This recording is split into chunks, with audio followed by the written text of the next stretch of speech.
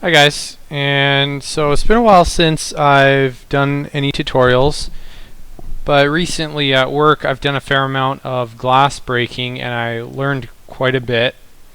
A lot of it from an odd force thread on edge displacement for Verneuil pieces, and I figured I would take what I learned from that and take it a bit further and to teach what I've learned so far. So I put together a quick example of just two planes of glass rotated in some arbitrary positions, and so we can see the sim just falls really quick, falls to the ground. So a couple problems come to mind. We need to put edges on these geometry, and so we got to divide up these inside faces here, and then we got to displace them along the tangent normals. So the reason why I'm doing it here, we can do it in a displacement shader, but the thing is sometimes you have to export to another lighting and rendering package. And so we would have to make edits on the geometry. So that's why I'm showing this. But in another way I'd do it, I would just do this in the displacement shader, and I may show that in a video down the road. And frankly, it's on the Odd Force forum. So we're going to take this and we're going to go here, and so you can see we have some edge displacement on the glass, and I'm doing a fall off from the center, so the center pieces are more jagged up, and just sort of like an artistic decision, and it was sort of looking funny on here, so I don't want these edges here to be perturbed. I'm just going to take on the display. So alright, let's go through the major steps that we'll be talking about in future videos. So the first one is we bring in the geometry, we prep it, put some attributes on it, and then what I do is, you can see in the final pieces I removed the original grid, and so that takes us to here. And if I grab this and just minus that, we go here and you can see how these points are gone. We're only keeping the Verneuil points. So I built a little system to go through and remove these original grid points. So it works pretty straightforward. In other complicated geometry, you have to do something different, but in this, I can just do it relatively procedurally.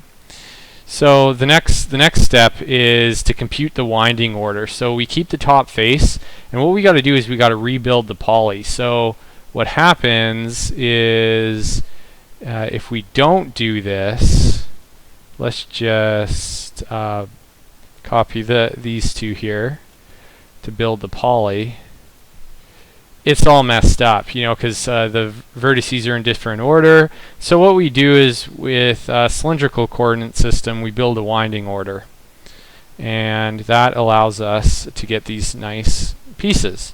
The next thing I do is, it's not really necessary in here, but if these normals are off, like if you have the curved surface of glass, these normals go in different directions, and in this system, all these normals, they got to be the same. And so that's what we do here. And so we just put all the normals, make sure all these points, they're doing that anyway, but we have to make sure all of those normals are on point. Now the next thing we can do, since what we have here is we just have the top isolated Verneuil cell.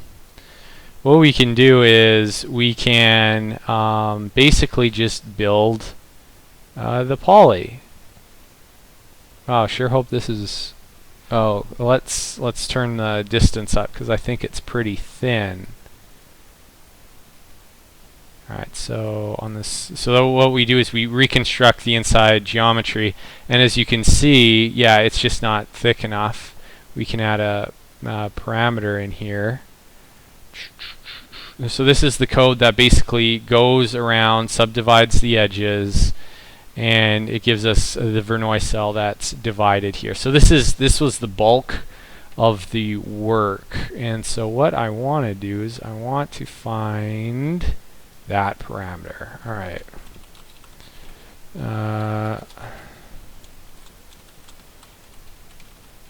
And this, you can find what the original one if you just isolate the length of one of those, and then you can, or you can do like array check or something like that. And then you can determine this procedurally. So I'm just going to put a parameter here.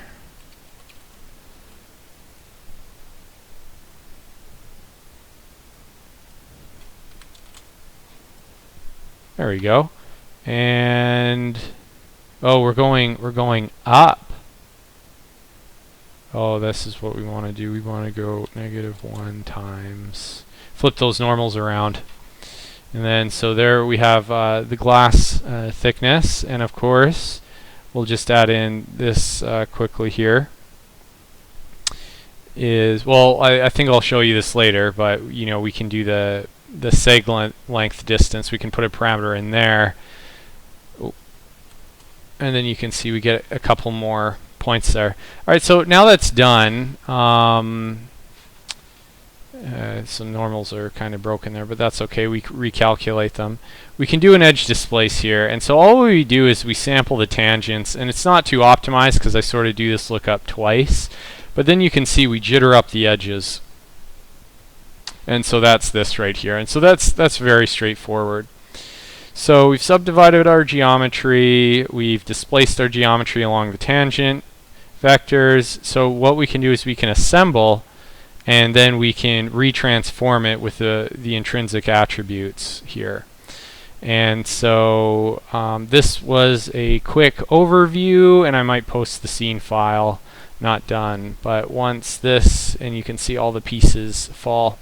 A bonus, which I probably won't talk about though, is you get a constraint network when you build this as well. So this is going to help you be able to, you'll have something automatically to glue the glass in DOPS, and then that automatically will drive the insides. You can toggle the insides on and off.